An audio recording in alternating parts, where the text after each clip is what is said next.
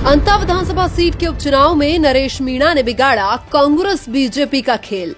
नरेश मीणा के निर्दलीय चुनाव लड़ने से प्रमोद जैन भाया की जमानत जब्त होना तय। कांग्रेस ने अंता की विधानसभा सीट पर उपचुनाव में प्रमोद जैन भाया को उतारकर अपनी हार सुनिश्चित कर ली है। अंता में कांग्रेस ने प्रमोद जैन भाया के रूप में एक ऐसे इंसान को टिकट दिया है जिससे अंता की पूरी जनता परेशान है। कांग्रेस के टिकट से नाराज नरेश मीणा ने अंता से निर्दलीय चुनाव लड़ने का ऐलान कर दिया है। नरेश मीणा के निर्दलीय चुनाव लड़ने के ऐलान से प्रमोद जैन भाया की नींद उड़ चुकी है और ऐसा माना जा रहा है कि अंता से निर्दलीय नरेश मीणा चुनाव जीतते हुए नजर आ रहे हैं, क्योंकि नरेश मीणा के साथ सर्व समाज के युवा हैं जो उनको अंता से विधायक देखना चाहते हैं। पिछले कुछ सालों में नरेश मीणा ने हाड़ौती की जनता को जागरूक किया है, जिससे उनको इस चुनाव में फायदा होगा। नरेश मीणा ने हाड़ौती में धनबल की राजनीति करने वाले राजनेताओं को घर बैठाने की ठान ली है और उन्हीं राजनेताओं में एक नाम प्रमोद जैन भाया का है, जिनकी राजनीति खत्म होने के बेहद नजदीक है।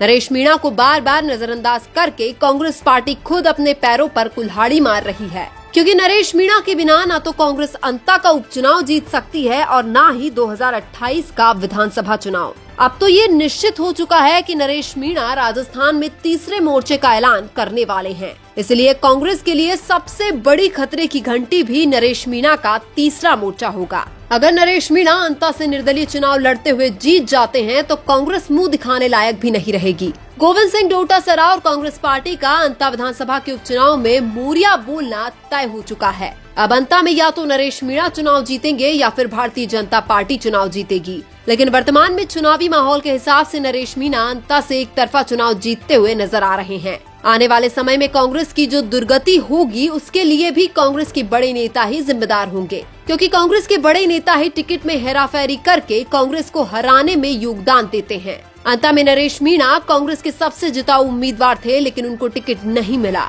और जब अंता विधानसभा के उपचुनाव में कांग्रेस की जमानत जब्त होगी तो बोलेंगे कि ईवीएम हैक हो गई है। प्रमोद जैन भाया पर पहले ही करोड़ों रुपयों के घोटालों के आरोप है और फिर भी कांग्रेस उन्हीं को टिकट दे रही है। इससे पहले देवली उनियारा के उपचुनाव में भी कांग्रेस की जमानत जब्त हो गई थी। अब एक बार फिर से अंता में जमानत जब्त होगी। कांग्रेस पार्टी को ये समझना होगा कि हाड़ौती की जनता प्रमोद जैन भाया जैसे भ्रष्ट नेता को कभी भी वोट नहीं देगी। हाड़ौती में वर्तमान में सिर्फ एक ही नाम गूंज रहा है और वो नाम है गरीबों का मसीहा नरेश मीणा। नरेश मीणा को कांग्रेस अपनी पार्टी में शामिल कर लेती है तो ठीक है, वरना कांग्रेस का राजस्थान में अंत निश्चित है। और अब तो किसी भी एंगल से ऐसा नहीं लग रहा कि नरेश मीणा कांग्रेस में चले जाएंगे। हालांकि नरेश मीणा तो कांग्रेस में नहीं जाएंगे, लेकिन वो कांग्रेस को राजस्थान से जरूर भगा देंगे। अब तो ऐसा भी लगने लगा है कि 2025 में भाया की राजनीति और 2028 में कांग्रेस की राजनीति खत्म हो जाएगी। जिस नरेश मीणा ने पिछले एक साल में सत्ताधारी पार्टी की नाक में दम करके रखा, उसी को कांग्रेस नजरअंदाज कर रही है।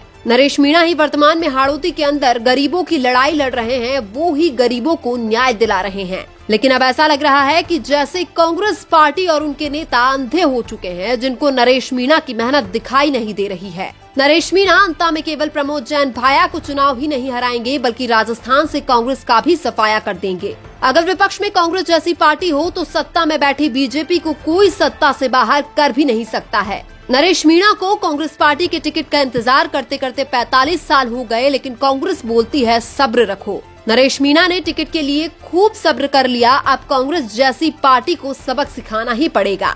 इससे पहले नरेश मीणा कांग्रेस पार्टी को छबड़ा और देवली उनियारा में सबक सिखा चुके हैं और अब तीसरी बार अंता विधानसभा के उपचुनाव में नरेश मीणा फिर से कांग्रेस को सबक सिखा कर रहेंगे। हालांकि अभी नरेश मीणा का टारगेट अंता विधानसभा का उपचुनाव जीतना है, जो वो जीत कर रहेंगे। नरेश मीणा के रहते हुए हाड़ौती की भोली भाली जनता को अब कोई भी बेवकूफ नहीं बना सकता है। अंता विधानसभा का चुनाव नरेश मीणा के लिए भी बहुत ज्यादा महत्वपूर्ण है, क्योंकि अगर नरेश मीणा अंता का चुनाव जीत गए तो ये मानो कि कांग्रेस के नेताओं को कई दिन नींद नहीं आएगी। और नरेश मीणा जैसे युवा नेता का विधायक बनना भी जरूरी है, ताकि वो गरीबों की लड़ाई और मजबूती से लड़ सके। झालावाड़ स्कूल हादसे के बाद कांग्रेस सो रही थी और नरेश मीणा गरीबों के लिए भूख हड़ताल कर रहे थे। इसलिए राजस्थान के गरीब किसान और युवा कांग्रेस बीजेपी के नेताओं से ज्यादा नरेश मीणा को पसंद करते हैं। अब अगर अंता विधानसभा की जनता नरेश मीणा को विधायक बना देती है तो राजस्थान में एक नया इतिहास लिखा जाएगा। और अब तो हर कोई यही चाह रहा है कि नरेश मीणा विधायक बने, ताकि गरीबों पर अत्याचार कम हो।